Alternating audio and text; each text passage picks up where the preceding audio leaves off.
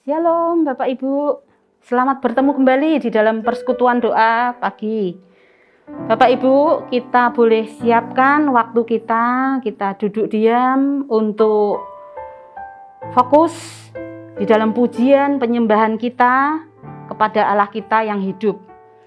Hari-hari di rumah saja Bapak Ibu adalah hari-hari bebas ya Bapak Ibu, kita mau berbuat apapun, terserah kita. Tapi Bapak Ibu, fokus hidup kita adalah hidup terus bersama Tuhan. Oleh sebab itu, kita sangat memerlukan penyertaan Roh Kudus di dalam hidup kita.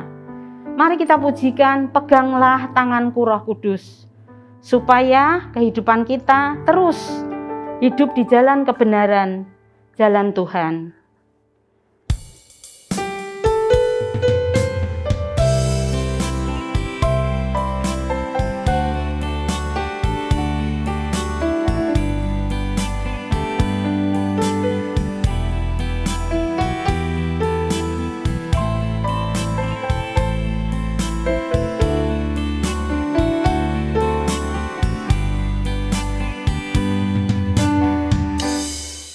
Peganglah tanganku Roh Kudus setiap hari.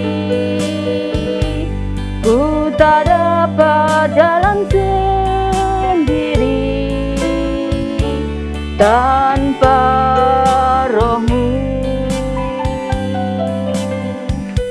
Bawalah diriku kepada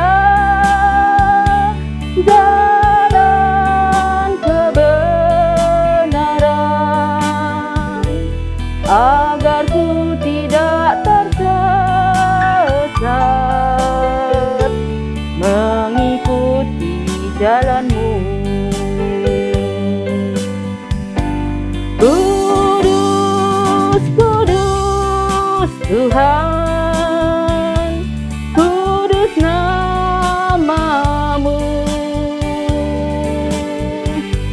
Ku beri syukur dalam simfoni indah.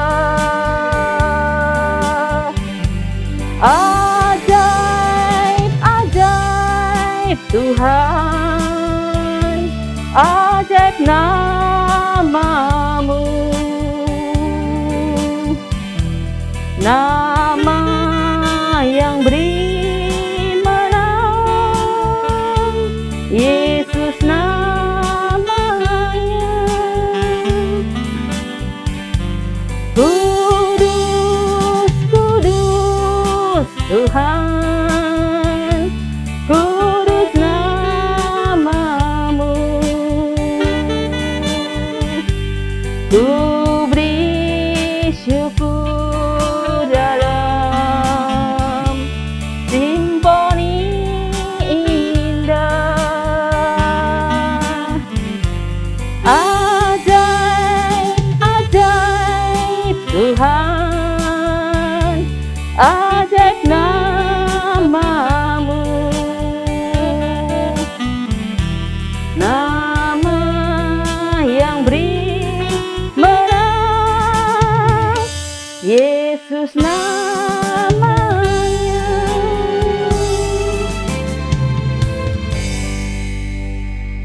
Mari kita satukan hati, kita datang pada Tuhan, mari kita berdoa. Allah Bapa yang Maha Kasih, Maha Mulia, meluap rasa syukur di dalam diri kami, karena penyertaan Tuhan nyata atas kami.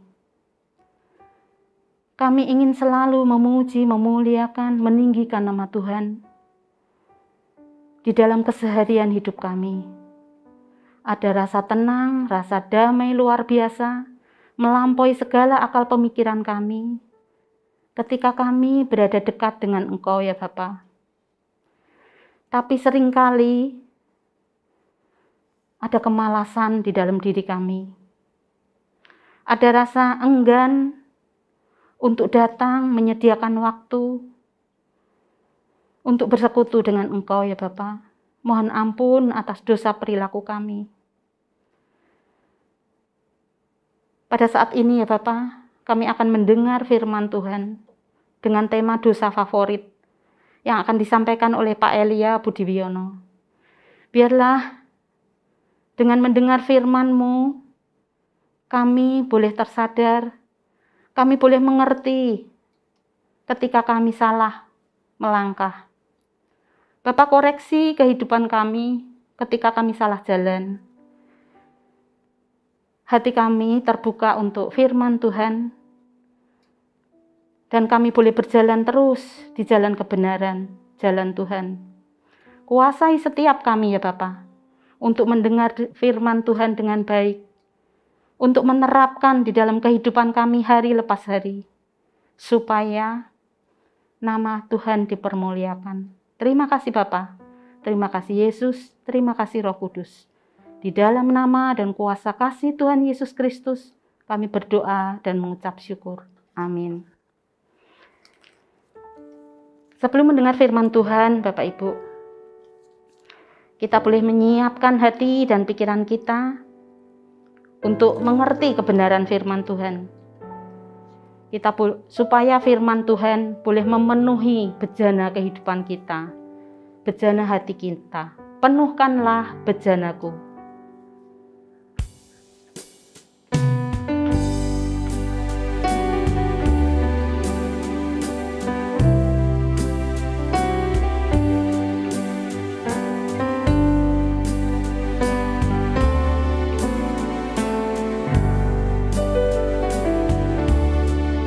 Aku datang dan ku bersujud di hadapan-Mu, ku rasakan indah hadirat-Mu. Telah ku buka mata hatiku dan seluruh jiwaku untuk ku nikmati firman-Mu. Firman-Mu yang kuasa untuk mengubah sikap hati.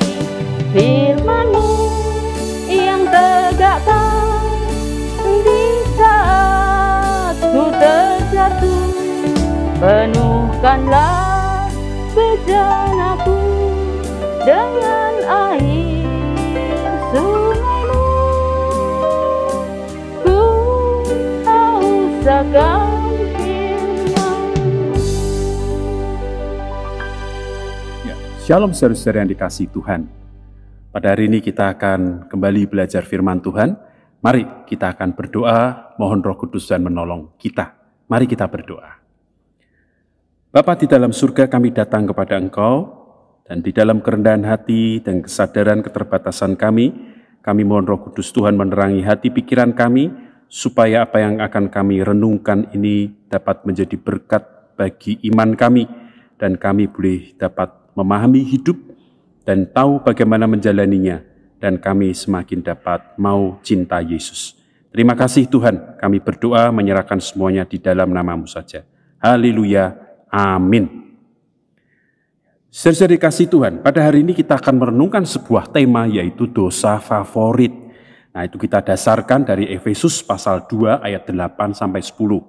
Berbunyi demikian, sebab karena kasih karunia kamu diselamatkan oleh iman, itu bukan hasil usahamu, tetapi pemberian Allah, itu bukan hasil pekerjaanmu. Jangan ada orang yang memegahkan diri. Karena kita ini buatan Allah, diciptakan dalam Kristus Yesus untuk melakukan pekerjaan baik yang dipersiapkan Allah sebelumnya. Ia mau supaya kita hidup di dalamnya. Nah, saudara-saudara, dosa favorit. Ketika mendengar ini, saudara-saudara, apakah saudara-saudara merasa aneh?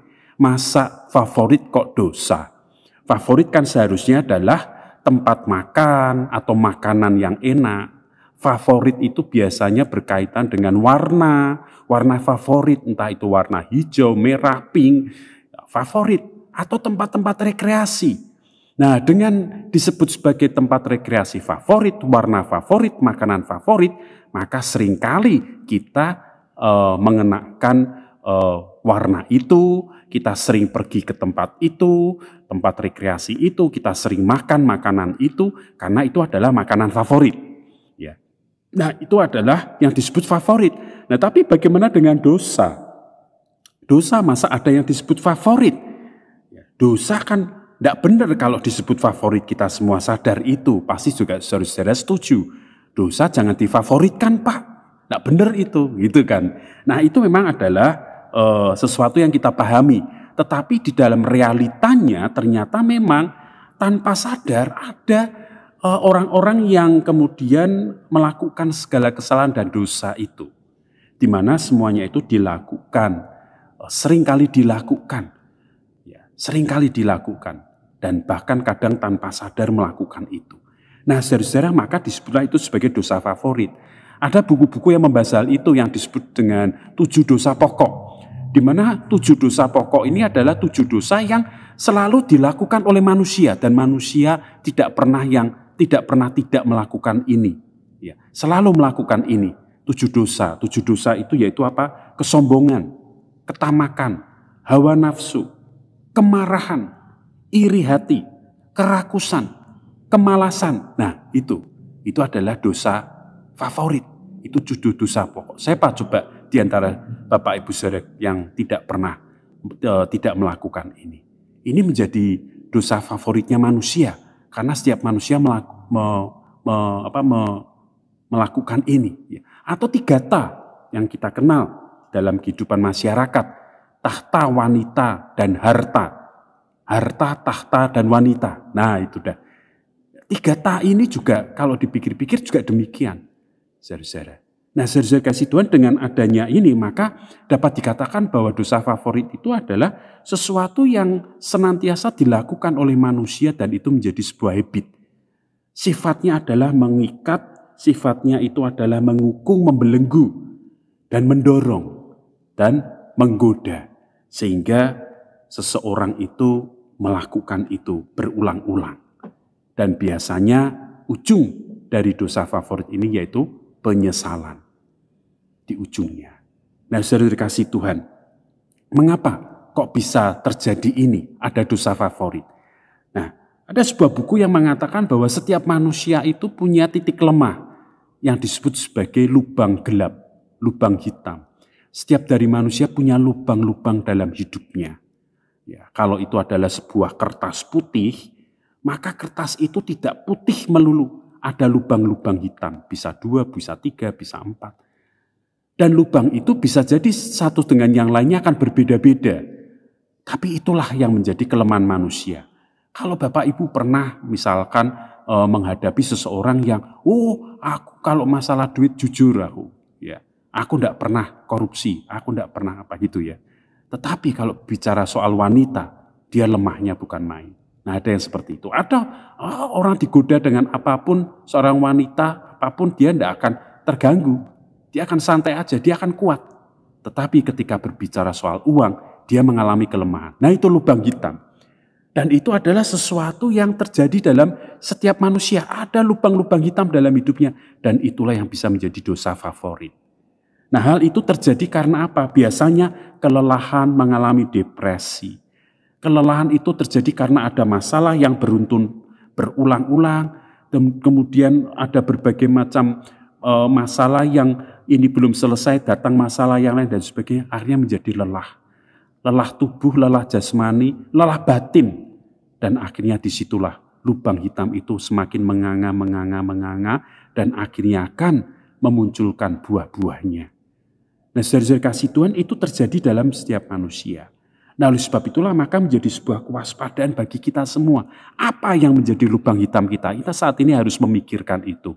Dan ketika itu mulai menggelitik akan keluar, kita harus waspada.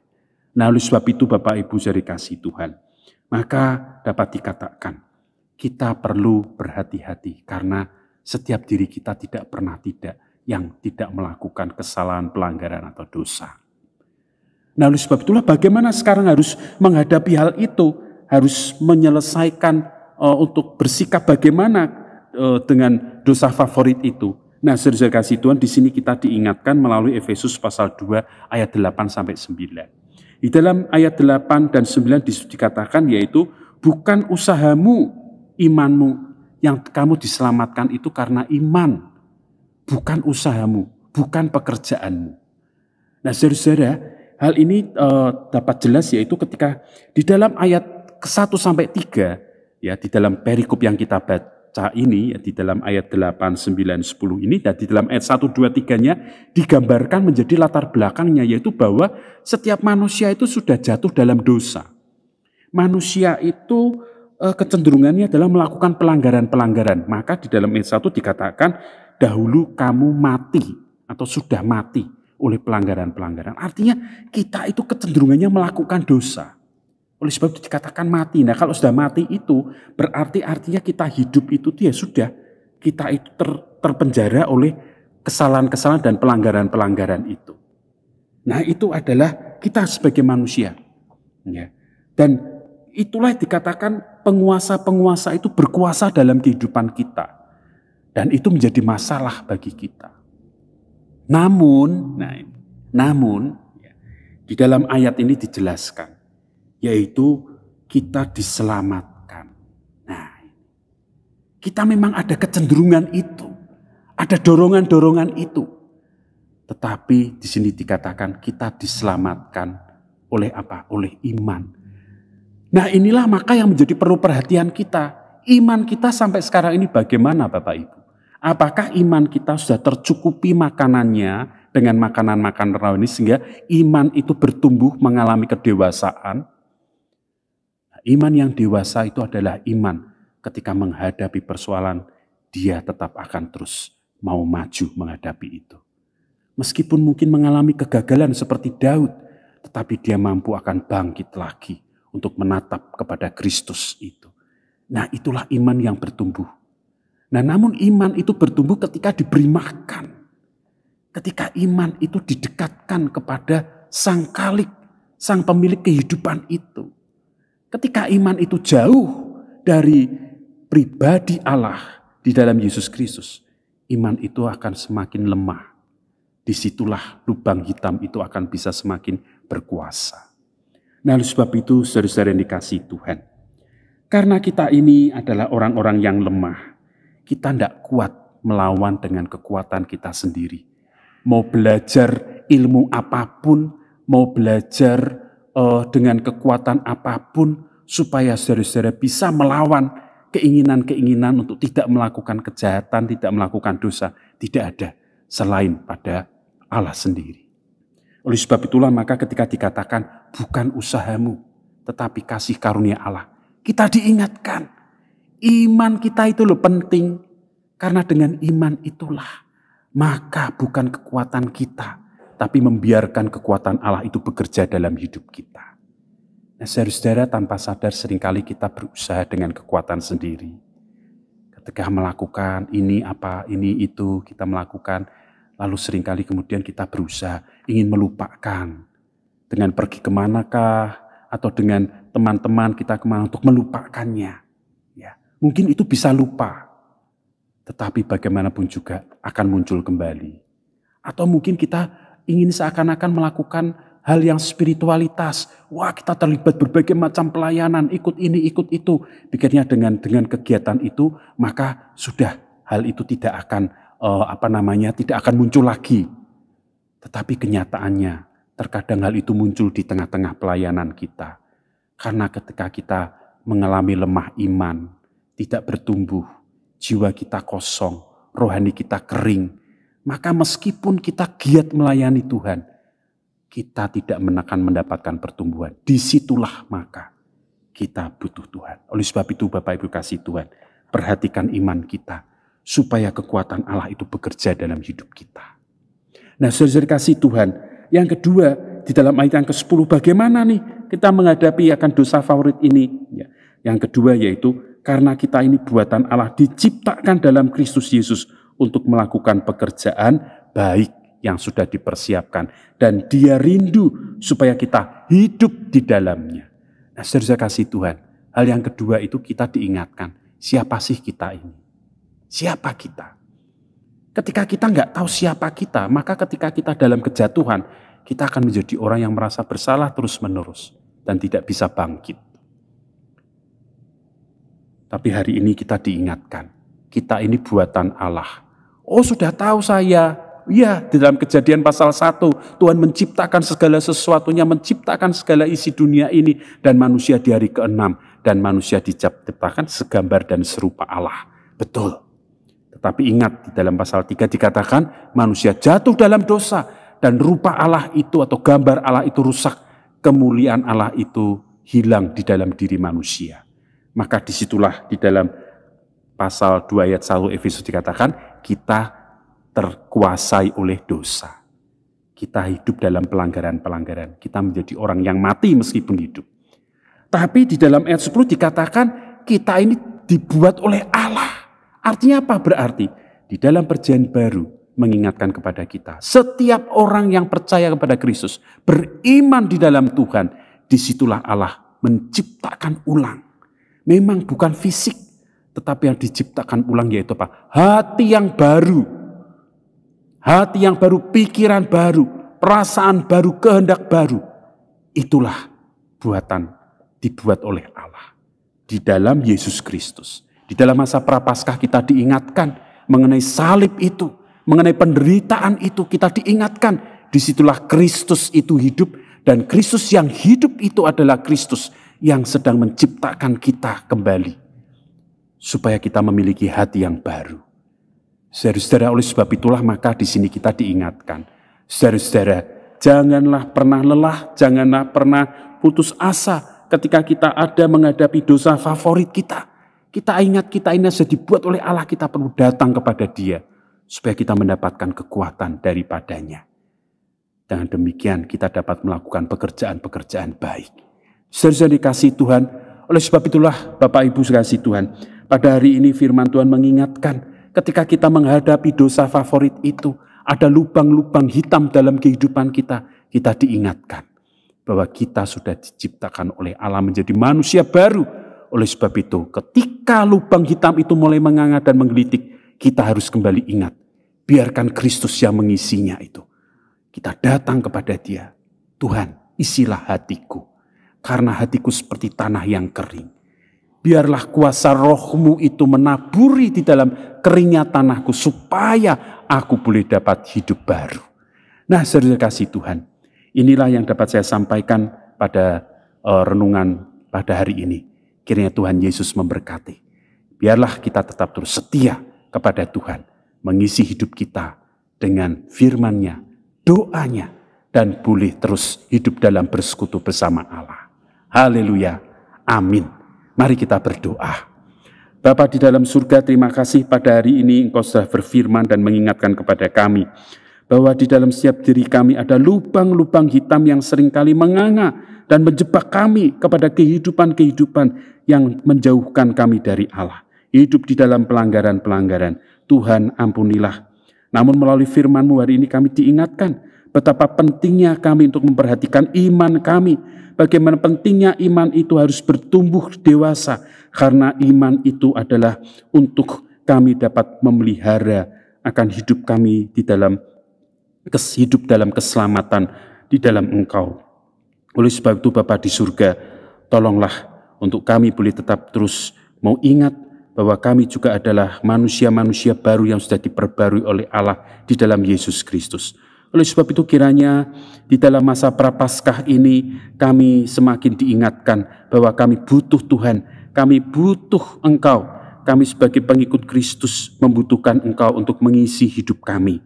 Kami berdoa untuk saudara-saudara kami yang saat ini mungkin sedang dalam pergumulan, dalam persoalan-persoalan. Tuhan tolonglah untuk mereka boleh tetap terus berjaga-jaga supaya lubang hitam itu tidak menganga, supaya mereka tetap hidup di dalam kasih setia-Mu.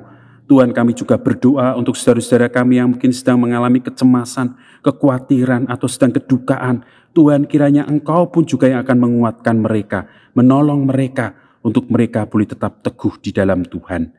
Kami juga berdoa untuk acara-acara Prapaskah yang ada ini. Biarlah acara-acara Prapaskah ini pun menjadi sebuah sarana untuk kami kembali diingatkan bahwa kami butuh Tuhan, bahwa hidup kami itu butuh diisi oleh kuasa Tuhan. Karena melalui karya salib inilah kami diciptakan baru. Bapa di surga, kami juga berdoa untuk gereja kami, biarlah terus Tuhan perbarui, dan pada saat ini sedang membangun, biarlah Tuhan juga yang akan mencukupkan. Tuhan berkati para tukang, Tuhan berkati orang-orang yang terlibat di dalam pembangunan ini. Tuhan berikan kekuatan kesehatan. Terima kasih Tuhan. Kami juga berdoa untuk bangsa negara kami, biarlah Tuhan juga yang akan berkati para pemimpin kami supaya memimpin dengan penuh kasih dan membawa damai sejahtera kepada bangsa negara ini. Inilah doa kami, dan kami mengakhiri akan persekutuan kami yang di dalam nama Tuhan Yesus Kristus. Kini terimalah akan berkat dari Allah. Allah Bapa di dalam kasih-Nya akan menyertai kita, dan di dalam Yesus Kristus akan menguatkan kita, dan di dalam kuasa Roh Kudus akan membimbing kita untuk tetap terus setia, untuk tetap terus mau mengikut Tuhan sampai Maranatha. Haleluya. Amin.